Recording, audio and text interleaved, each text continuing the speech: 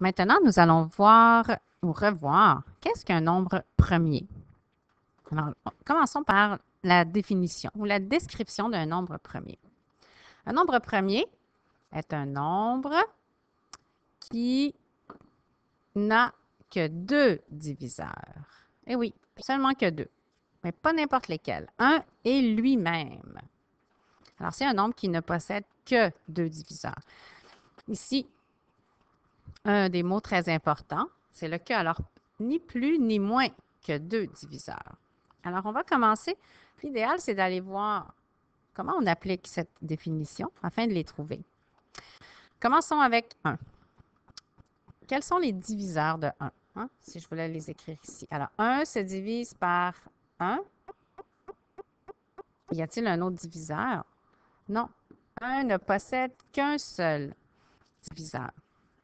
Donc, il ne correspond pas à la définition. Il ne possède pas deux diviseurs. Donc, 1 n'est pas un nombre premier. En fait, 1, c'est une exception. Il n'est pas un nombre premier ni un nombre composé. Tous les autres nombres qui ne sont pas des nombres premiers vont dans une catégorie qui s'appelle les nombres composés, donc qui possèdent plus de deux diviseurs. Poursuivons. 2. Quels sont les diviseurs de 2? Alors, on peut prendre 2, les diviseurs ou les facteurs de 2. Alors, 2 se divise par 1, bien sûr, et par 2. S'en reste. Est-ce que 2 possède d'autres diviseurs? Non. Alors, 2 correspond exactement à la définition. Il ne possède que deux diviseurs. C'est 1 et lui-même. Parfait. Donc, 2 est un nombre premier. Poursuivons avec 3. Quels sont les diviseurs de 3? Alors, je peux prendre 3, les diviseurs ou les facteurs de 3. Je peux diviser 3 par 1 ou par 3, sans reste, hein, pour obtenir une réponse sans reste, et c'est tout. Donc, 3 aussi correspond à la définition. Il ne possède que deux diviseurs, 1 et lui-même. Donc, on peut aller encercler. 3 est un nombre premier. On poursuit avec le 4. Quels sont les diviseurs de 4 ou les facteurs de 4? Alors, toujours, je peux diviser 4 par 1. On se souvient que l'idéal, c'est de les écrire en paires, n'est-ce pas? 1 va avec 4 et je peux aussi diviser 4 par 2, n'est-ce pas? Donc, 4 possède 3 diviseurs. Donc, il ne correspond pas à la définition parce qu'il ne possède pas que deux diviseurs. Donc, 4 n'est pas un nombre premier. Il tombe dans la catégorie dont on parlait tout à l'heure.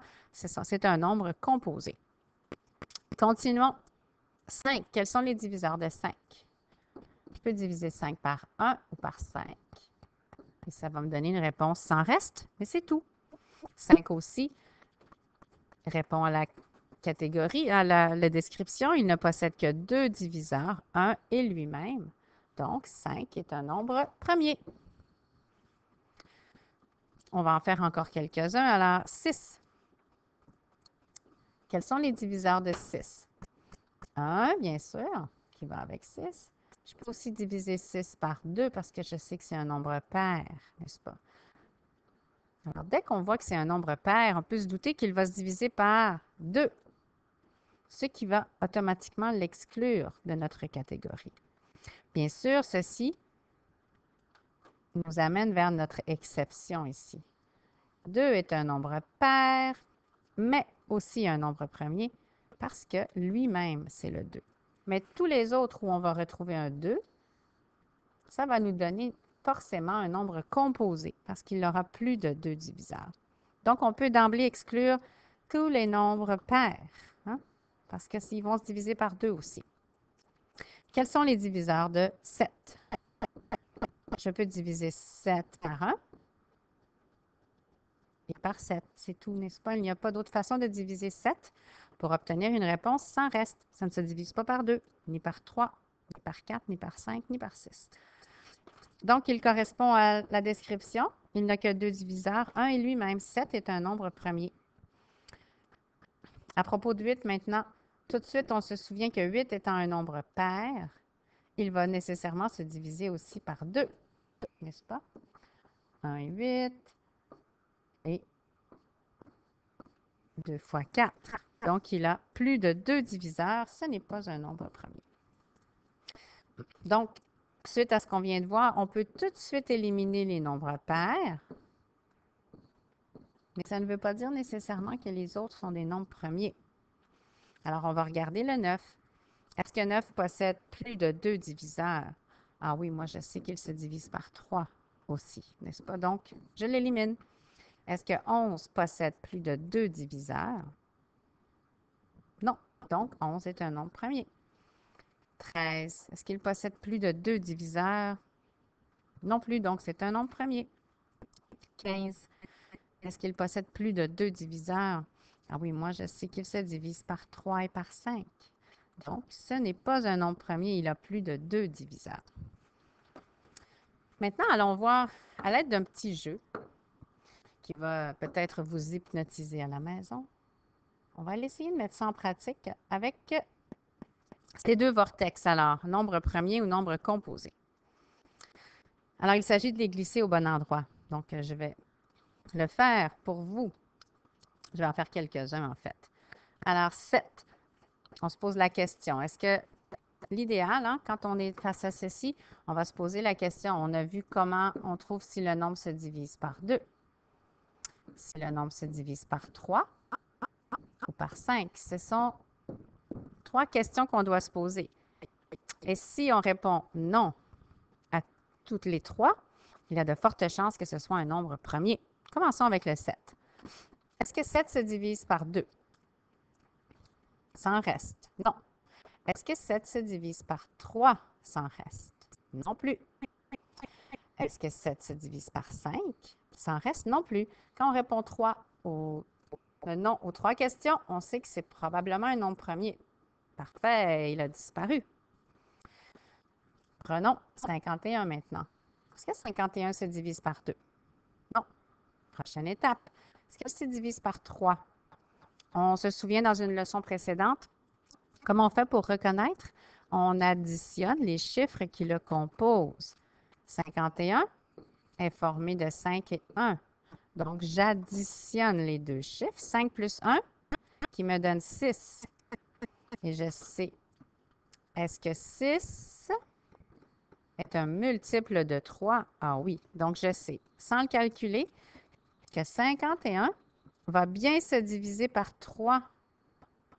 Donc, nécessairement, il a plus de 2 diviseurs puisque 3 est un de ses diviseurs. Donc, c'est un nombre composé. Je poursuis avec 24. Est-ce que 24 se divise par 2? Oups, je l'ai lâché trop vite. Est-ce que 24 se divise par 2? Oui. Alors, si je réponds oui à une question, c'est que c'est un nombre composé. Il possède plus de 2 diviseurs.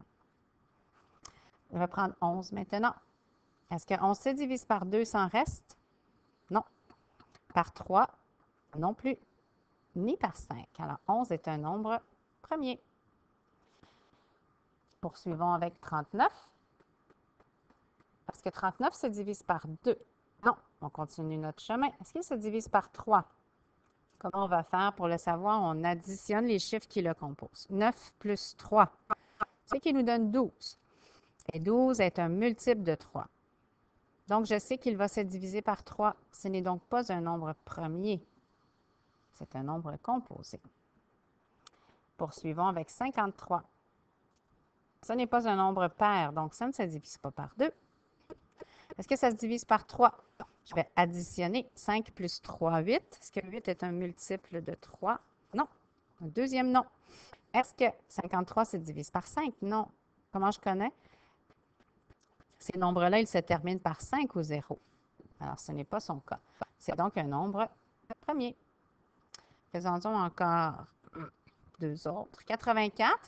Ah, tout de suite, je vois que c'est un nombre pair. Il se divise par 2. Donc, il ne possède plus de 2 diviseurs. Et on va poursuivre avec 47. Ce n'est pas un nombre pair, donc il ne se divise pas par 2. On poursuit. Est-ce qu'il se divise par 3? J'additionne donc 4 plus 7. Ça nous donne 11. Est-ce que 11 est un multiple de 3? Non. Je continue. Est-ce que ça se divise par 5? Non plus. Ça ne se termine ni par 5 ni par 0. Donc, c'est un troisième nom. C'est un nombre premier. Alors, Je vous laisse là-dessus. J'espère que la leçon vous aura aidé.